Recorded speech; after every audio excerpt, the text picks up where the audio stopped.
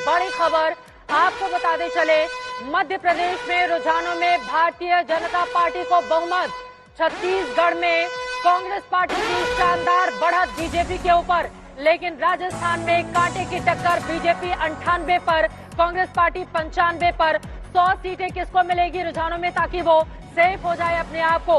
199 में से 198 और ये देखिए बराबरी पर 198 में अब 96 बराबरी पर दोनों ही पार्टियां यहाँ पर आ गई हैं। राजस्थान का ये जो मुकाबला है ये बड़ा भीषण है। शायद यही कारण है कि राजस्थान की पूर्व सीएम वसुंधरा राजे की ओर से रात के 3 बजे तक बड़ी बैठक की गई है नेताओं की ओर से। तो अशोक गहलोत बागियों को मनाने में जुट गए हैं।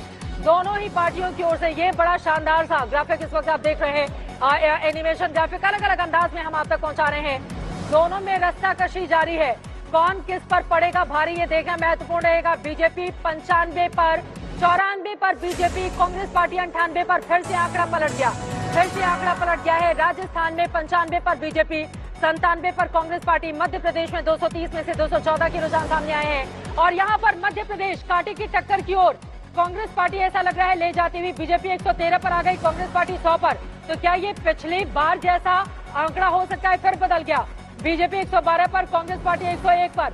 मध्य प्रदेश 214 के रुझान सामने आए हैं, बीजेपी 111 पर, कांग्रेस पार्टी 102 पर।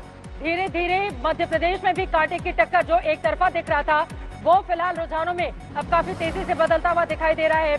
मध्य प्रदेश में कांग्रेस पार्टी ने वापसी की है। 100 से ज्यादा के आंकड़े 102 पर कांग्रेस पार्टी, भारतीय जनता पार्टी 111 पर इस वक्त आपको दिखाई दे रही है।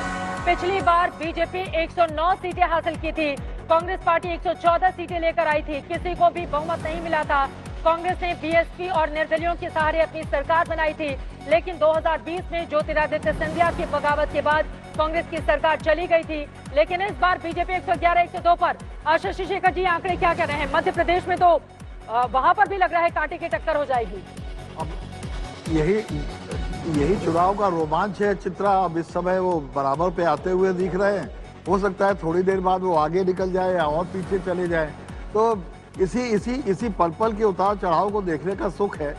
लेकिन कांग्रेस जितना बुरा लग रहा था कि वो अपना प्रदर्शन करेगी, उतना करती हुई मध्य प्रदेश में नहीं दिख रही है। वो बराबर की टक्कर में है। तेलंगाना में रुझानों में तो उनकी सरकार बन गई है जी, और मध्य प्रदेश छत्तीसगढ़ में तो शानदार कांग्रेस का 52 हो गया है। छत्तीसगढ़ में भी रुझानों में सरकार बनी है। मैं सिर्फ मध्य प्रदेश पे टिप्पणी कर रहा हूँ। मेरी नजर में तो तेलंगाना की जीत संजय जी वो एक ऐतिहासिक जीत है और जो आने वाले दिनों में चुनाव पर सर्वाधिक असर डालेगी। ये 3 स्टेट जो है ये पिछली बार भी जीते थे पर एमपी के चुनाव में कुछ और हुआ था। जी। लेकिन तेलंगाना की जीत बहुत बड़ी जीत है, बहुत ही बड़ी, और उसके निर्णायक मायने हैं। कहीं ऐसा तो नहीं, जैसे इस पर चर्चा करेंगे आगे चल के, कहीं ऐसा तो नहीं कि आने वाले दिनों में हम वाकई 2 दलीय व्यवस्था की ओर बढ़ रहे हैं धीमे धीमे? नहीं, मैं तेलंगाना का जिक्र इसी के लिए कर रहा था क्योंकि अमूमन ये कहा जाता है कि हम दक्षिण के राज्यों पे ज्यादा फोकस नहीं होता और बार बार हमें लग रहा था तेलंगाना की चर्चा बहुत कम हो रही है। और तेलंगाना में कांग्रेस ने रुझानों में काफी देर से लीड बनाई हुई है। बेसिकली उनकी सरकार बनी हुई है। 66 पर अभी लीड में पहुंच गए हैं। और यहाँ पर भी छत्तीसगढ़ में 54 की लीड है। तो ज्यादा शायद फोकस हमारा मध्य प्रदेश और राजस्थान पे टिका हुआ है और इन दोनों राज्यों को शायद हम थोड़ा सा अपने विश्लेषण में थोड़ा सा नजरअंदाज कर पा रहे हैं। तेलंगाना और छत्तीसगढ़ में कांग्रेस पार्टी ने बहुत बड़ी लीड ले ली है इन दोनों ही राज्यों में, आप जैसा कि देख पा रहे हैं। लेकिन मध्य प्रदेश और राजस्थान में क्या स्थिति है उसके बारे में बता रहे हैं। कांटे की टक्कर खासतौर से राजस्थान में, लेकिन यहाँ पर एक बार फिर से मध्य प्रदेश का आंकड़ा बदल गया है और आप देख रहे हैं बीजेपी 116 पर आ गई है, कांग्रेस पार्टी 97 पर आ गई है।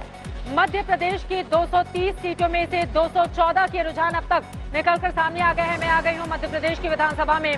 यहाँ पर भगवा पार्टी का क्या हाल है और फिर कांग्रेस पार्टी का क्या हाल है, दरअसल आपको बताने की हम कोशिश कर रहे हैं कि सजावट किस तरह से विधायकों की विधानसभा के भीतर रहेगी। 117 पर भारतीय जनता पार्टी पहुंच गई है 214 के रुझानों में। यहाँ पर आप देख रहे हैं 230 में से 214 के रुझान मध्य प्रदेश से निकलकर सामने आए। 118 बीजेपी, फिर से आंकड़े पलट गए। बीजेपी 118, कांग्रेस पार्टी 95 और यहाँ पर ये आंकड़े बेहद महत्वपूर्ण है। 214 के रुझान सामने आए हैं जिसमें से 118 पर भारतीय जनता पार्टी, 95 पर 119 हो गई है बीजेपी। मध्य प्रदेश में 119 हो गई है बीजेपी। कांग्रेस पार्टी फिर पीछे की तरफ चली गई है 94 सीटों के साथ। तो ये मध्य प्रदेश विधानसभा की स्थिति आप देख रहे हैं, यानी कि 18 सालों से बीजेपी की जो वहां पर सत्ता है 2018 में उसको जरूर वहां पर मात खानी पड़ी थी, लेकिन एक बार फिर से शिवराज सिंह चौहान की वापसी होती हुई कम से कम इन आंकड़ों में दिखाई दे रही है। 122 पहुंच गई है भारतीय जनता पार्टी। कांग्रेस पार्टी 91 सीटों पर। रुझान में अभी तक के जो रुझान निकलकर सामने आए हैं, हालांकि अभी ये शुरुआती रुझान है, फाइनल आंकड़े का इंतजार करना होगा, लेकिन 1 घंटे से ज्यादा का वक्त गुजर चुका है। 9:13 हो रहे हैं, 1 घंटे से ज्यादा का वक्त गुजर चुका है। ऐसे में यहाँ की जो तस्वीर रहेगी, बीजेपी को अब धीरे धीरे करके बढ़त मिलती हुई दिखाई दे रही है, जबकि कांग्रेस पार्टी धीरे धीरे खिसक रही है। शुरू में टक्कर जरूर देखने को मिल रही थी, लेकिन अभी का जो आंकड़ा निकलकर सामने आया है वो बताता है कि बीजेपी ने यहाँ पर लीड ले ली है। लेकिन फाइनल नतीजे भी क्या इसी तरह के रहेंगे मध्य प्रदेश के, ये देखना महत्वपूर्ण रहेगा। कमलनाथ की ओर से अपने अलग दावे किए गए हैं, हिंदुत्व की पिच पर भी जमकर उनकी ओर से बैटिंग करने की कोशिश की गई, लेकिन लाडली बहना योजना कमाल क्या कर गई है शिवराज सिंह चौहान सरकार के लिए, क्योंकि पुरुषों के मुकाबले 10% ज्यादा वोट हासिल हुए हैं बीजेपी को। महिलाओं ने बढ़ चढ़कर वोट किया है, उसमें महिलाओं की भूमिका भारतीय जनता पार्टी के लिए काफी ज्यादा रही है। और यहाँ पर आपको दिखा रहे हैं बीजेपी और कांग्रेस 123 पर भारतीय जनता पार्टी, कांग्रेस पार्टी 90 पर दिखाई दे रही है। मध्य प्रदेश का ये अब तक का आंकड़ा है, बीते 1 घंटों में जो काउंटिंग हुई है 125 बीजेपी, कांग्रेस पार्टी 89 पर इस वक्त आ चुकी है। तो एक बार फिर से